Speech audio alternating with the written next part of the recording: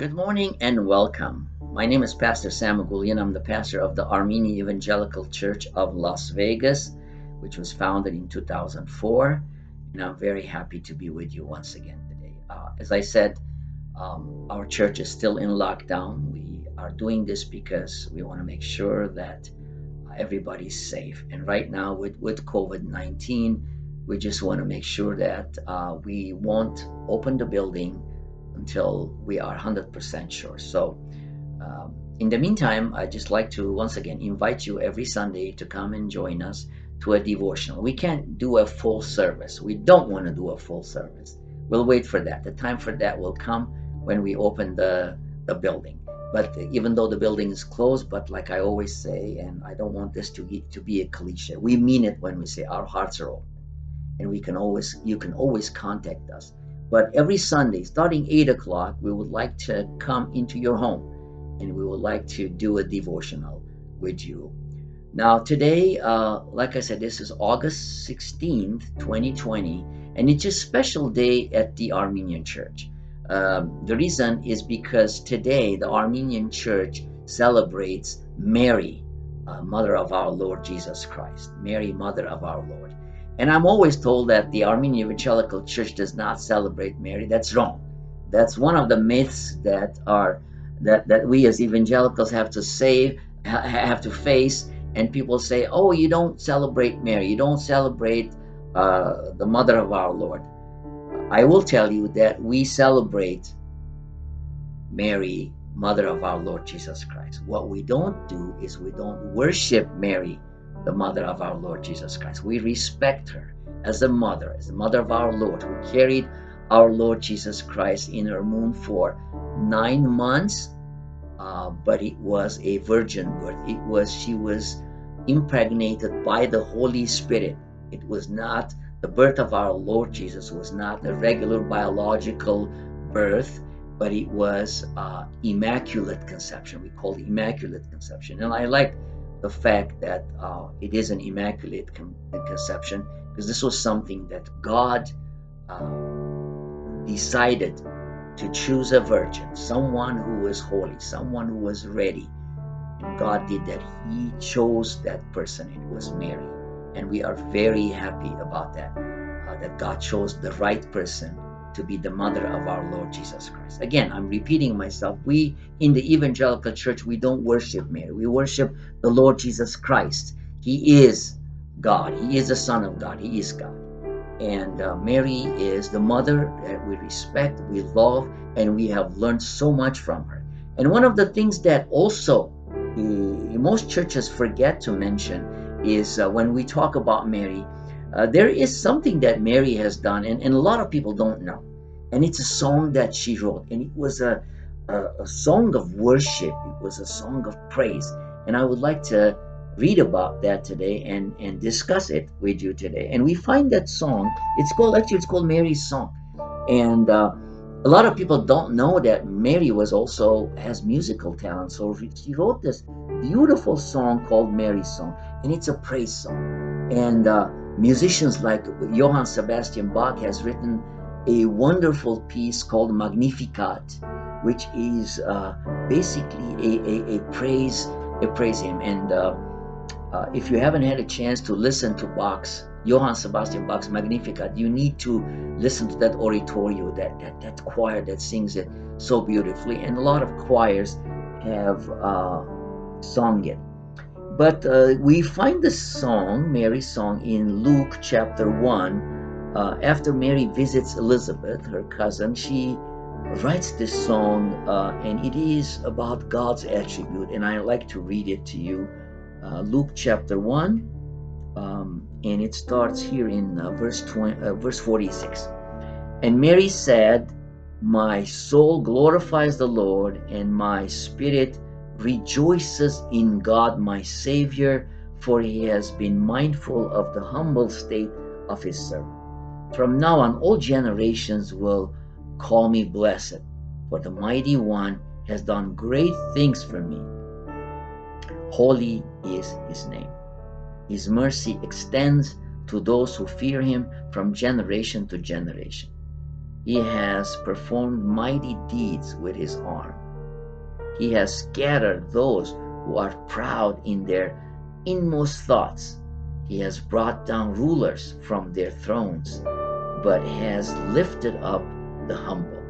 He has lifted the hungry and filled the hungry with good things, but has sent the rich away empty. He has helped his servant Israel, remembering to be merciful to Abraham and his descendants forever, even as he said to our fathers. Mary stayed with Elizabeth for about 3 months and then returned home. So this is the song of Mary, and I was looking at it. I came up with 4 important insights in this song that I would like to share with you. The first one is when Mary says, my soul glorifies the Lord. So here's something that I would like to mention and emphasize: the fact that Mary says, my soul glorifies the Lord. So what she's saying here is that when I think about God, my Savior, when I think about the God, my Creator, my soul rejoices. So that's why it is called a song of praise. This is a song of praise. And then in there it says, God, my Savior. So Mary is talking about God's attributes. God, one of the attributes of God is the fact that God is our Savior. Why? Because He is the one who sent His Son, Jesus Christ, who became our Savior. So if Mary was our Savior, which some religions and some churches believe that Mary is our Savior and she's equal to Jesus Christ, it's not true. If that was true, then Mary would not say, my soul glorifies God and God is my Savior.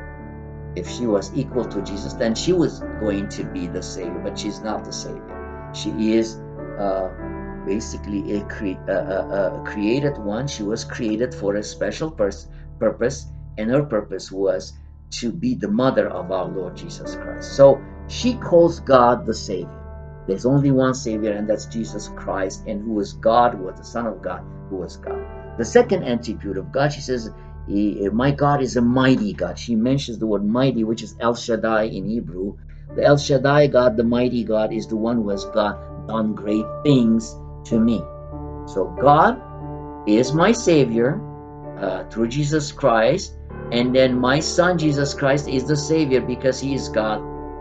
But Mary is not God. Mary is a human, and she calls God Almighty, Almighty, the one who has done great things. And then third, says God is merciful, who has extended to those who fear Him. God is merciful. So God is our Savior through Jesus Christ. God is merciful because He looked at us. He looked at human sin when we sinned, and He did something about it. He became merciful. And instead of just becoming forgetful, instead of punishing us, He decided to save us. That is His mercy. And He extended that mercy through His Son, Jesus Christ. And on the cross, Jesus he carried the cross, and He became our Savior. He was crucified on the cross. Mary was not crucified on the cross, and I'm glad she wasn't crucified on the cross because she's not the Savior. But she bore someone into this world who is our Savior, Jesus Christ, and she became the mother of that Savior. So, in this song, we see 3 wonderful attributes of God. He is our Savior through Jesus Christ. He is the mighty one who has done miracles. And if we believe in Him, if we trust Him, God will do a miracle in our lives because He is the mighty one. And then He has extended His mercy through His Son, Jesus Christ. And then fourth, He says, holy is His name. There's only one person who's holy, and that's Jesus Christ, Son of God. God is holy and His Son is holy, but Mary is not holy. Mary is the mother of Jesus Christ. So, next time we celebrate Mary, next time we talk about Mary, let's remember that she is the one who talked about the attributes of God. She never mentions herself. On the contrary, she says, I'm just a humble servant of God. And if she's the humble servant of God, then we cannot worship her. She's not holy, and she's not the Savior. But she is the one who's making these claims about God. and mentioning the attributes of God. One of the things that I always think about Mary is the example that how she bore the child, Jesus Christ, in her womb for 9 months.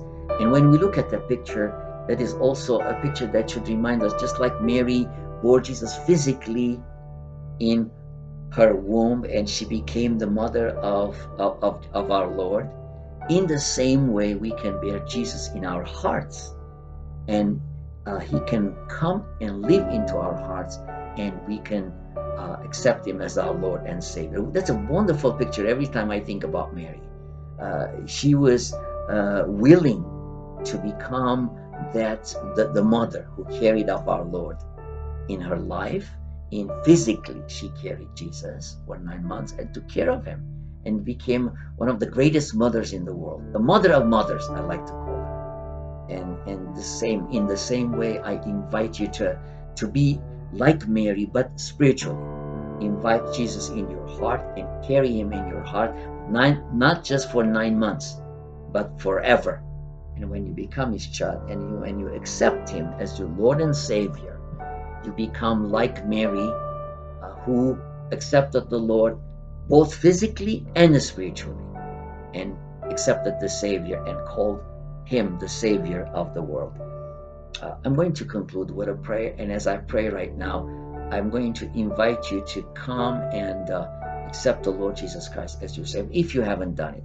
But if you have done it, then celebrate Mary today, and celebrate her life, and celebrate the fact that she has wrote a song so that we, generations later, years later, 2,000 years later, we look at the song, we appreciate the song, and we become his children of God.